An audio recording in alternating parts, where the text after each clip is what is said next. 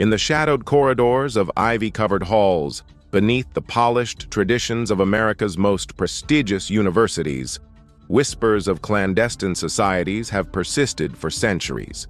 Among them, a particularly elusive entity has captivated the imaginations of students, alumni, and conspiracy theorists alike: the Order of the Black Feather.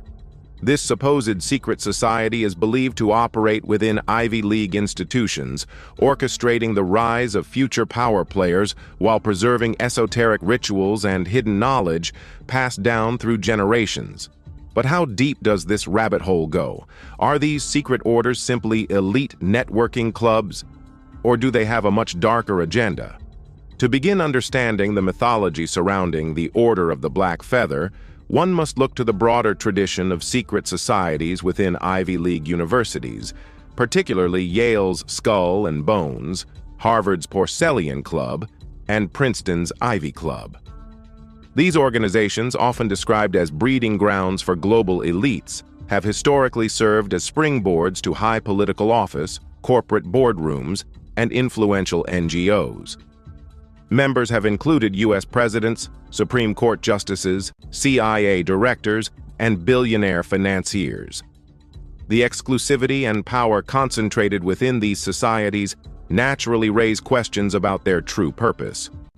The Order of the Black Feather is said to have emerged in the early 20th century, shrouded in mystery and structured differently from other known secret societies. While groups like Skull and Bones have well-documented memberships and class-based rituals, the Order allegedly operates on a pan-Ivy network, recruiting not only from one institution, but from across all Ivy League schools. Its members are believed to be hand-picked based on specific traits: intellectual brilliance, charisma, family lineage, and an uncompromising will to influence the world. Rituals associated with the Order of the Black Feather are largely undocumented, but according to scattered testimonies and speculative reports, initiates must swear allegiance not just to the order, but to an overarching philosophy rooted in strategic control, secrecy, and global governance. The symbol of the black feather supposedly represents foresight and control from the shadows, a nod to the raven or crow as an omen in various mythologies.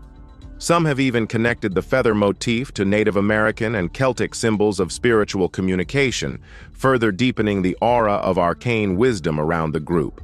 Whereas Skull and Bones has its infamous tomb at Yale, the Order of the Black Feather is said to convene in rotating hidden chambers within Ivy League campuses, some suggesting underground vaults, restricted libraries, or repurposed historical buildings no longer listed on modern blueprints. These locations, always off-limits to the public, are where initiates undergo rigorous intellectual tests, strategic simulations, and symbolic rites of passage. Some theories claim these ceremonies involve cryptic readings from lost manuscripts, classical philosophical debates judged by elder members, and loyalty trials designed to forge absolute commitment.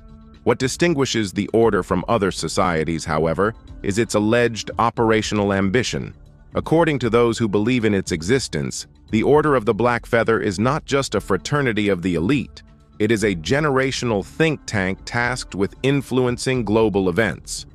Members are rumored to be embedded in key sectors: government intelligence, multinational banking institutions, influential tech firms, international NGOs, and academic policy boards. Their purpose, some allege, is to shape a world aligned with the Order's long-term vision, one that prioritizes order, continuity, and silent hegemony. These ideas have only grown in the digital age.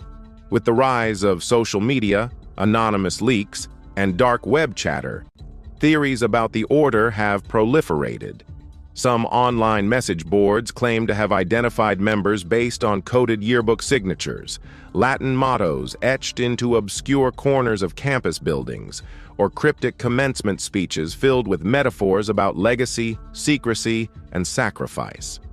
A frequently cited example is a speech delivered at a 2003 Ivy League graduation ceremony in which the speaker said, We, the silent architects, must always build foundations others cannot see.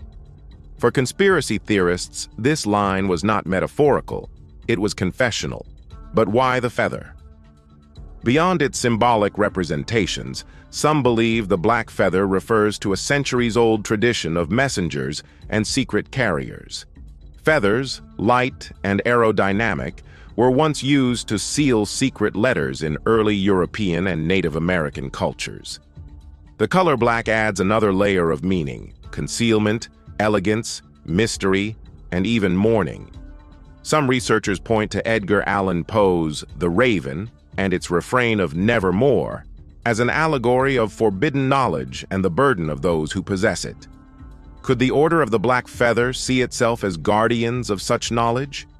Supporters of the Order's existence point to the undeniable trend of Ivy League alumni occupying disproportionate positions of power. 8 U.S. presidents, over 80 Nobel laureates, hundreds of Fortune 500 CEOs, and untold numbers of senior policy advisors all share one thing: an Ivy League education. But is it mere coincidence, or does this reflect a deeper structural design? Critics argue that privilege begets privilege. Access to the best education naturally leads to success. But believers in the Order contend that success at that scale is rarely accidental. According to this theory, early grooming by secret societies like the Black Feather ensures the molding of minds toward global influence. Adding fuel to the fire are reports of strange occurrences at Ivy League institutions. Late-night candlelit meetings in centuries-old halls, professors vanishing into secret staircases, encrypted messages posted on outdated bulletin boards, and ancient texts that mysteriously disappear from library archives. These are just a few of the anecdotes shared by students who claim to have brushed against the invisible hand of the Order. While skeptics chalk such tales up to collegiate myth-making, the sheer volume and consistency of these stories over decades raise eyebrows. There is also a geopolitical aspect to the Order's legend. Some theories suggest that international students, particularly those from politically influential families, are specially recruited during their Ivy League tenures. This tactic would allow the Order to establish influence in multiple countries, creating a silent web of control stretching across continents. Through marriages, business alliances, and long-term mentorship, the Order would thus maintain a transgenerational network of influence, what some have dubbed the soft empire of the mind. In recent years, controversial tech leaders and startup billionaires, many Ivy graduates, have been scrutinized for their seemingly rapid and unexplainable rise to power. Names are sometimes floated in speculative forums as possible members of the Black Feather lineage. Their public personas, often accompanied by cryptic tweets, obscure tattoos, or abrupt philanthropic gestures, are dissected as clues pointing to secret allegiances. While such claims lack substantiation, they highlight how easily public narratives can be shaped by invisible narratives operating just beneath the surface. Some journalists have tried to investigate the Order more seriously. A few former students turned whistleblowers have spoken anonymously about their brief invitations to what they described as elite advisory circles. These groups, they said, met in off-campus estates and discussed world affairs in unnerving detail, from economic predictions to election outcomes and even military conflicts. Although no one has produced definitive proof linking these gatherings to the Black Feather, the stories are disturbingly similar. The role of Ivy League institutions in perpetuating elite power is not up for debate. It is well documented. What remains speculative is the suggestion that a single clandestine entity like the Order of the Black Feather is orchestrating this influence deliberately. Some sociologists argue that elites naturally cluster and help each other, not because of secret societies, but due to shared values, resources, and goals. However, the persistence of the Order's myth implies a psychological need for people to explain systemic inequality through narratives of hidden control. It provides a framework for understanding why some rise so quickly, while others never get a foot in the door. The black feather theory also invites reflection on the ethics of power itself.